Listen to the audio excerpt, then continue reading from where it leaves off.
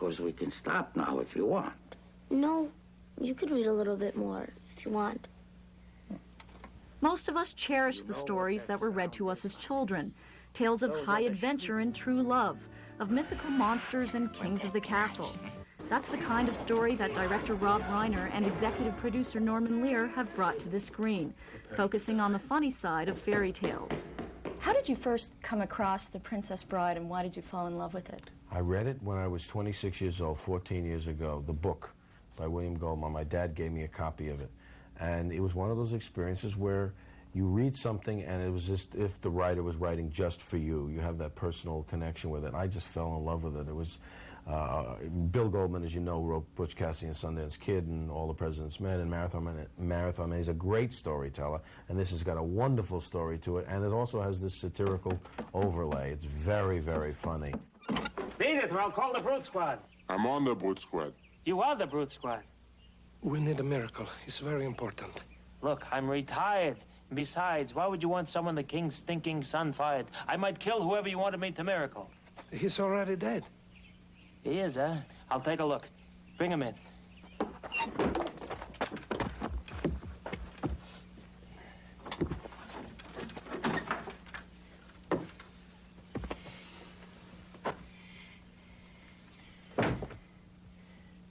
I've seen worse.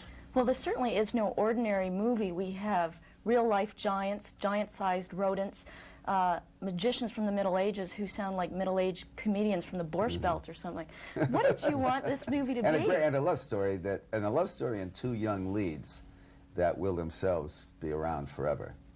And a young man in that love story who, not since Errol Flynn and Doug Fairbanks Jr. have we seen the kind of dashing, comedic, kind of miraculous ability to mix comedy, some real strong acting, and the kind of pyrotechnics, physical pyrotechnics that were necessary.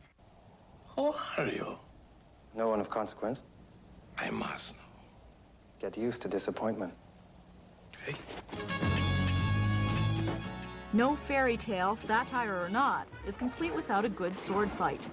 Mandy Patinkin plays a Spanish swashbuckler whose blade is as sharp as his tongue.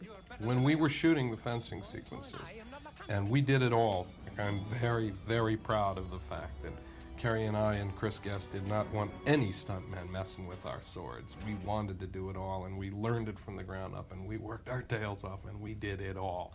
There is not a single stuntman holding a piece of blade in that movie. And when we were shooting the big sequences and we'd be doing all these angles all day long, hour after hour, we're exhausted, we're sopping wet, you got people trying to dry your hair off and, you know, rip your shirt off and put a dry one on, and we were going. And then whenever Rob would say, great, we got it, I'd be so depressed.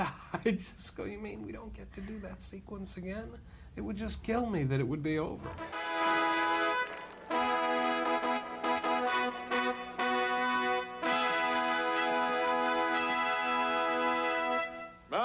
People! No one was more involved in the creation of this movie than writer William Goldman. The Princess Bride began as a fable for his daughters, but Goldman soon realized that the tale could be told to adults. Do you think adults can use a little magic, a little fairy tale? I can. I don't know about anybody else, but I sure can, yeah. Yeah, sure, I think so. I think ultimately, nobody becomes a writer to be Jacqueline Suzanne. That's not what moves us when we're little kids. We're all moved by the Little Engine That Could or Winnie the Pooh. And then when we get older, it's Poe and Stevenson. And then we get older than that, it's Dickens and the Russians and Cervantes. And you want to do wonderful. And the basis of what thrills you when you're a kid as a reader, I think, is the story. Just the sheer ability to get lost with some different people, whether it's in a book or whether it's in a movie, it's a wonderful experience. There's nothing more wonderful, I think, than reading a book or seeing a movie that you really like. I know that when I read a book that I'm just caught up in, I just wish it was thousands. I'm just, you know, it's just a mark. You can get into that cocoon and it's wonderful. It doesn't happen often. It doesn't happen often. It's a very rare thing when you can find, I mean, those movies that have really thrilled me. I suppose Gunga Din when I was a kid, which I've seen so often. I still revert to childhood when I see that dopey movie. I just love it. I think it's a great film. Butch Cassidy was a film like that to many people. Did you ever reach a point where you thought you might not be able to surpass Butch Cassidy? No, because Butch Cassidy was so badly received, we thought it was a flop. You see, it got killed in New York by the critics, and I live in New York, so the fact that it was wonderfully received in the rest of the country and wonderfully received around the world, if you live in Keokuk and the Keokuk paper pans you, that's your world.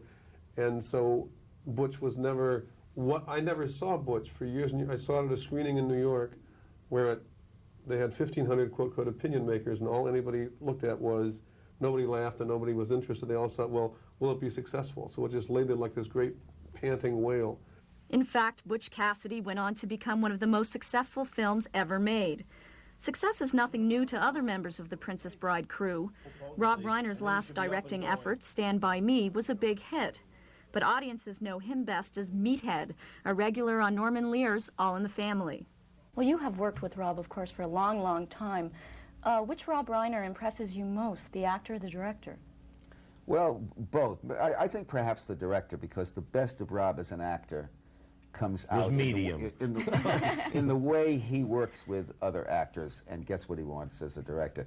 But he always had, even as an actor, his own vision. There wasn't a script we did at All in the Family that he didn't have his own vision of, not just for his role. Yeah, I think I was a real pain in the tush in some respects, because most actors, you know, you were just supposed to go in and do your part, and my mind was always going to the structure of the scripts and trying to rework the scripts and looking at the other actors on the stage and thinking about where the cameras were, which is not the best way to act. I mean, as an actor, you're supposed to commit yourself to what you're doing and not be thinking about everything else, but my mind always drifted to those things. So, and he had to have his way. You know, nobody fought as tenaciously for any idea as Rob. And it was easy to see that this kid was going to be happiest when he finally had his way and was in control of something. And that's what makes him the gifted director. Cut. Good.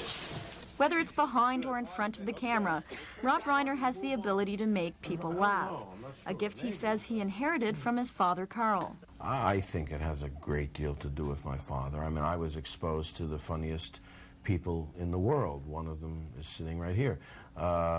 They came in and out of my house as a child, Mel Brooks and Larry Gelbart and Neil Simon and Sid Caesar, and you can't help but have a little bit of it rub off on you in some way. Let me put it this way. Have you ever heard of Plato, Aristotle, Socrates? Yes? Morons. Really? Reiner's love of comedy rubbed off on the cast, which includes some newcomers to the screen. Perhaps the most unusual casting choice was wrestler Andre the Giant. When you meet him, you must shake his hand, because it is one of the most amazing experiences you'll ever have. He is the biggest man I've ever seen. He took my breath away. In the beginning, he just was awesome. After 3 days on the set, he became absolutely normal. Matter of fact, I looked at him and I thought, have you gotten smaller? Did you lose weight? Because he looked totally normal to me. It's so funny what your eye does. He's the gentlest giant I've ever known. From giant actors to giant expectations, critics are predicting that The Princess Bride's mix of humor and hokiness will provide a happy ending at the box office. Hold it. Is this a kissing book? Leora Eisen for Canada AM.